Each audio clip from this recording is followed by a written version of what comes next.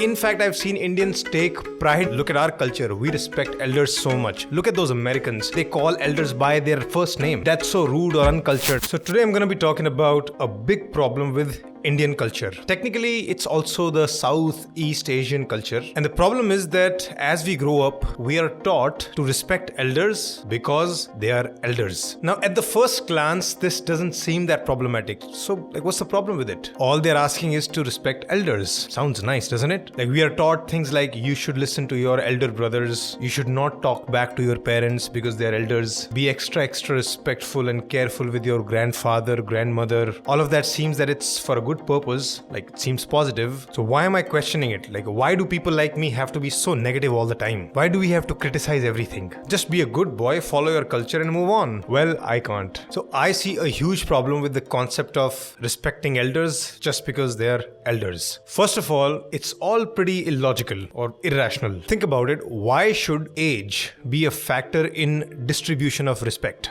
Who made age a differentiating factor? Age is literally something that we have no control over. My mom and dad did some funny business. 9 months later, I came out. What do I have to do with this? And just because my brother came 2 years after me, is that his fault now? Or is that my achievement now? So age, a higher age is actually one of the worst reasons to give extra respect to someone. So basically in India, you can just sit in your bed all day, do nothing, but every year your respect in society will increase because, well, you managed to survive. Because now you're elder to another batch of kids who were born in that last year. Hooray! So convenient. Usually if we want to reward someone, we want to see some efforts from that person, but here, not needed. Just keep eating and breathing, you'll get rewarded. See, now I understand that people who have grown up in this culture, including me, it's actually very hard for us to shake this thing off, to reject the whole idea of respecting elders just because they're elders. In fact, I've seen Indians take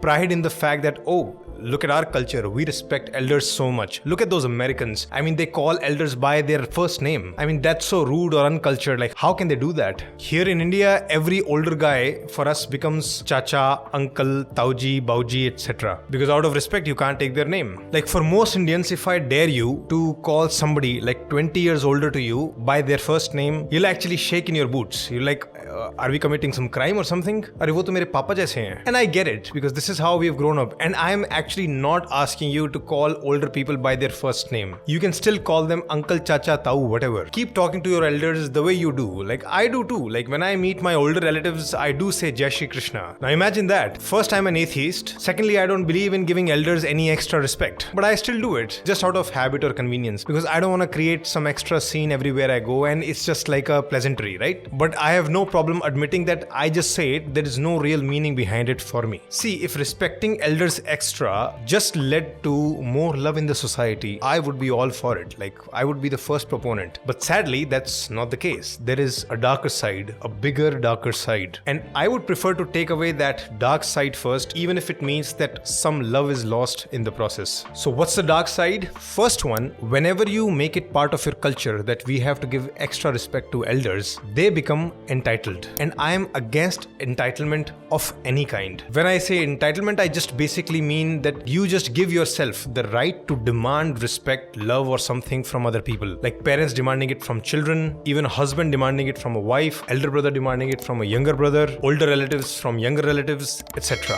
Basically, humans don't do well with entitlement. Why? Because whenever you're entitled, whenever you're in the state of demand, then you take everything for granted. Even if the younger people are nice to you, now you're of course they have to be, they're younger. It stops really making you happy. And not only it stops making you happy, it can actually make you more unhappy because now you can point out mistakes more. She didn't greet me the right way. When I talked to her, she just ran away. How dare she? I am the elder one, right? We can compare this to gifting, right? If younger people gave elders a gift, out of actual gratefulness, extra respect as a gift, then it would make sense. Then it would be a beautiful thing. But that's not what's happening. Now elders are demanding their gift. They are pointing pointing out mistakes, they are criticizing the younger ones, they are schooling them, they are giving orders. If on my birthday, I start demanding gifts from others, and if I start criticizing them if I don't get anything or anything up to my liking, how fun would be that for others? And does this seem like a happy birthday? So basically, being able to have extra respect is like having more power in the society, and power corrupts. Very few people have the maturity to use power judiciously and not abuse it. That's why I'm such a strong believer in equality of status. Like, you cannot give any human inherent power or control over others. Basically, what I'm saying is no human should be able to say, I am entitled to this extra respect because of this and this. Like, forget age. Even if you have won the Nobel Prize, you still don't get to demand extra respect from anyone. We cannot allow entitlement. Second, the obvious flip side of it, if you're gonna give extra respect to elders, youngers do get less respect. Like I said earlier, is it their fault that they are born later in this world? Why should they suffer at all? Historically, there has been so much child abuse in almost all cultures because society never saw children as equal. And forget children, in India, even 50-year-old men are acting subordinates to their 55-year-old elder brother because, oh, ye to bade bhai hain, bade bhaiya hain. How did we just accept the fact that younger people will get less respect? Like, elders are not equally obligated to give respect to younger ones. That's why my philosophy is humanism,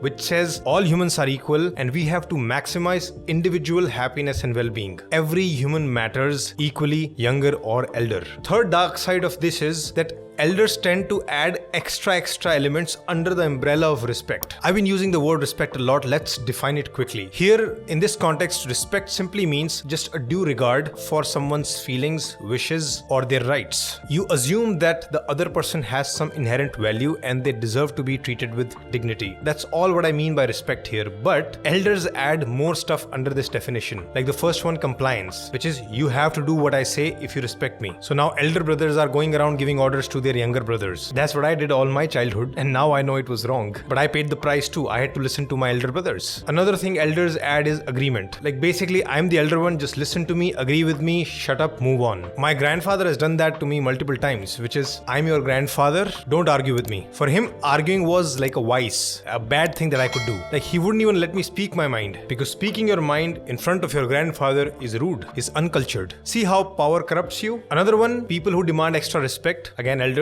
they demand extra love and attention. I mean, whatever is happening in the house, they want to be consulted first. They want to be included first in everything. They would like to be at the center of stuff, otherwise they'll get upset. Why? I mean, why should I give you more attention just because you are an elder? If you want more attention or even love from me, you would have to work for it. Yes, I'll treat you with dignity, but I don't have to give special treatment to you. And finally, the dark side is it goes against my core idea of unconditional respect for everyone. Basically, when it comes to respect, my philosophy is that nobody should have to earn the basic respect at all. Like, it should come by the virtue of your existence. If you are born in this world, you deserve to be treated with dignity. Your basic rights must be respected. And that's why somebody adds additional conditions for respect, like I'm the elder one, so respect me. I don't like those conditions. Respect must stay universal and unconditional. By the way, just to clarify, just because we are supposed to respect each other unconditionally and we are all equal in that area does not mean that we have equal right to take decisions in every area of the world. Obviously not. When it comes to decision making, there will be hierarchies always depending on what the context is. Like when the child is really young, there is a hierarchy with parents. The parents will take decisions on child's behalf. In a company, there is a hierarchy. The boss will take more decisions. In the army, you have to listen to the commands of your superior. But even within these decision hierarchies, there must be respect for each other. Just because you are higher up doesn't mean you get to disrespect or belittle the ones who are lower in the decision hierarchy. So you must not confuse those two things. So what I'm saying is there can be hierarchy with decision making, but no hierarchy in terms of respecting each other. So now this is for everybody who has been treated badly by their elder ones. All the younger people in this world, not just people in 20s, 30s. Even if you're in your 60s and you have elder ones in their 70s, it still applies to you. So all the relatively younger ones in this world, please listen to this. Start demanding respect from your elders. Don't settle for less respect. You can tell your mother-in-law, please talk to me respectfully or I'm not gonna do it. You can tell your elder brother, don't talk to me in that tone, I'm not gonna follow what you say. You can tell your grandfather, I disagree with your opinion, I have my own. You can tell your dad, please let me talk, let me finish. You can tell your uncle, please don't raise your voice. You can tell your mom, I don't appreciate the way you're talking to me. You can tell everyone, please be respectful. And you need to tell yourself every day, I demand equal respect. Just because I'm speaking my mind does not mean I'm disrespecting someone else. Just because I want my freedom doesn't mean I'm disrespecting someone else. By the way,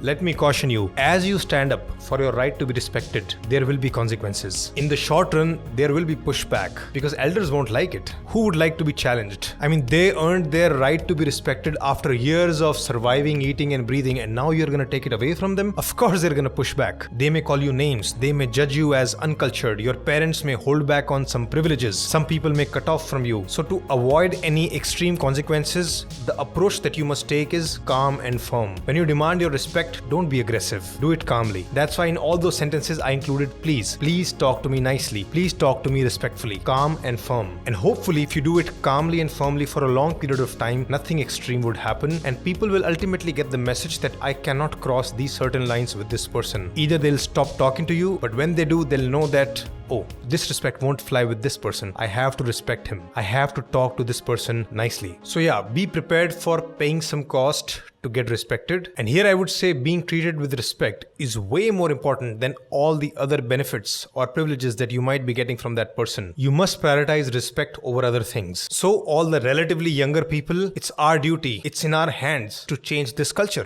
And if you stand up for your respect today, future generations will respect you more. Respect everyone unconditionally. Demand respect from everyone unconditionally. If you want to watch more videos on how to navigate your social life better, you can watch this playlist. Link is also in the description. Shridhar Lifeschool is a team of psychologists who specialize in counseling. If you're going through very difficult times or you want to achieve higher well-being, we offer one-on-one counseling for individuals, couples, parents and their children. To book sessions, go to our website shridharlifeschool.com.